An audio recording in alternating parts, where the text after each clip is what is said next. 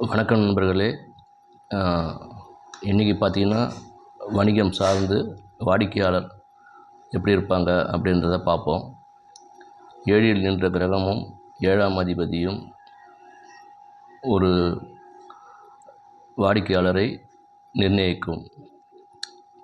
7இல் சந்திரன், சுக்கிரன் ஆகிய பெண் கிரகங்கள் இருந்தால் பெண் வாடிக்கையாளர் அதிகமாக இருப்பார்கள். 7இல் சூரியன், குரு ஆகிய கிரகங்கள் இருந்தால் பதவி அந்தஸ்து கொண்டவர்கள் வாடிக்கையாளர்களாக வருவார்கள். ஆன்மீக தொடர்பு கொண்டவர்களும் வாடிக்கையாளர்களாக வருவார்கள். 7இல்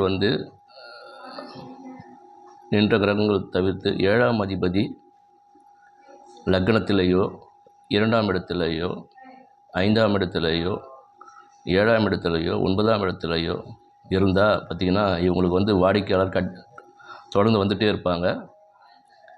இவங்களுக்கு விளம்பரம் செய்ய வேண்டிய அவசியமே கிடையாது. 7ஆம் அதிபதி மற்ற பாவங்களில் இருக்கும்போது மட்டும்தான் விளம்பரங்கள் செய்யணும்.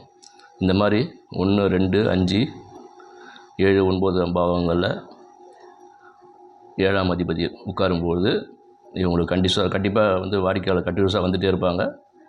விளம்பரம் பண்ண வேண்டிய அவசியம் இல்லை. நன்றி நண்பர்களே.